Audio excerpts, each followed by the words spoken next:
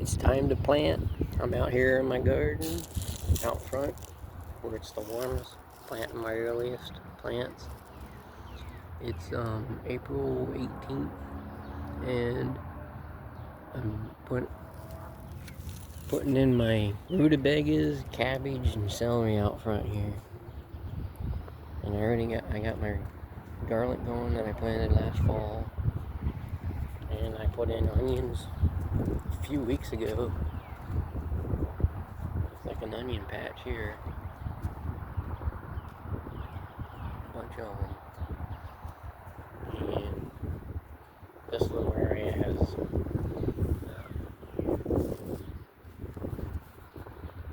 asparagus. My first couple asparagus just started coming up. I have a whole patch of them right in here. And the way I do this is I put in the fall, I put several inches of ground up leaves. I use my mower to ground up the leaves when I pick up in the fall. And I put the ground up leaves, all cover the whole garden with ground up leaves. And it does a really good job of keeping the life in the soil safe over the winter. And it also does a good job at suppressing the weeds the following year. So what I'm doing here is I'm just pulling back a spot so I can plant I got a celery I'm gonna put here. Another thing I like to do is what you do in regenerative gardening is we avoid monocropping. That's when you just put one, like a row of one crop. You spread out, you do a diversity of different plants.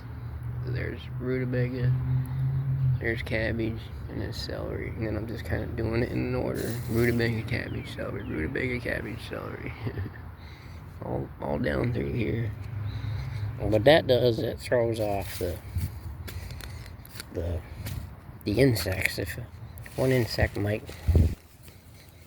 particular insect might not like one of these plants, so they'll just avoid this area.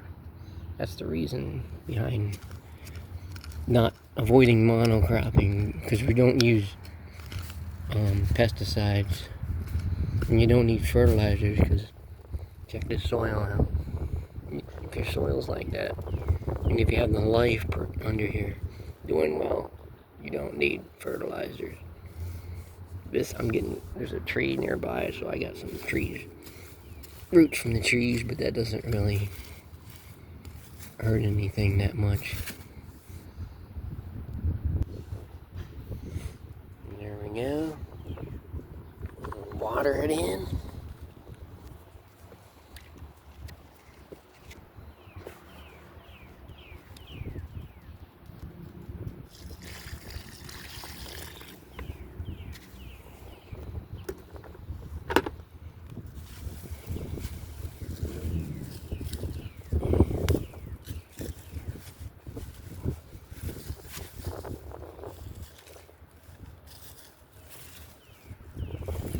Pack it in there.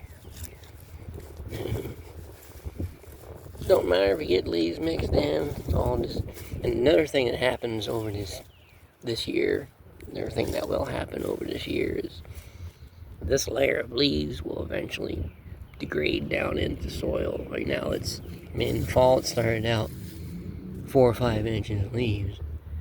Now here it is, spring, and I got like an inch, two, probably ranges from 1 to 2, maybe a little over 2 inches here and there. It's already starting to break down. By the time you get to late summer, this layer of leaves is going to be only like a 1/2 inch thick. So that tells you that it's just material is just slowly working its way into the soil. And by the time early fall, mid-fall comes, there's areas, sometimes I notice what will happen is the area of leaves will be so thin that then you'll start getting weeds. Sometimes right at the very end of the season, when it gets so thinned out, I'll start getting leaves.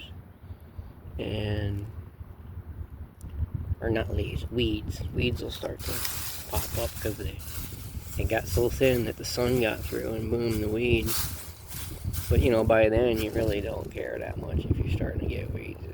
Your season's almost over. You're harvesting your last couple of crops and stuff, and it doesn't really matter at that point because you're about ready to put another layer of leaves down for the following year. So when you do it like that, you're constantly adding a little bit of soil and a little bit of natural fertilizer to your soil every year.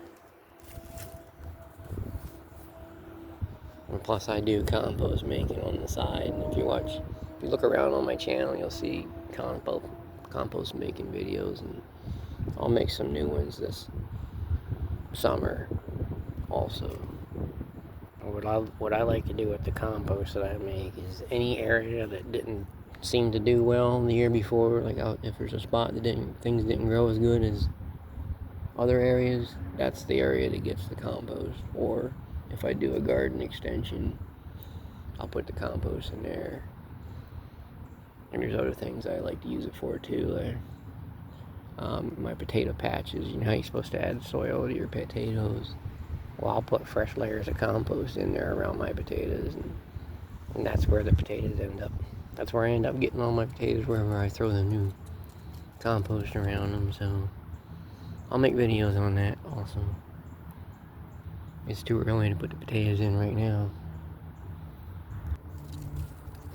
So if you're looking for a channel that will show you how to garden without buying fertilizers and pesticides, how to seed save, how to be environmentally conscious, you're not putting pesticides that will eventually run out into the nearby streams, and there's just a lot of benefits to regenerative gardening. The nutritional value, you know how they say that vegetables today don't have the minerals and vitamins in them anymore. Well, if you do this, you're definitely gonna get your minerals and vitamins. This gardening method is even better than the organic vegetables that you buy in the store. So, like and subscribe. See you in the next video. God bless.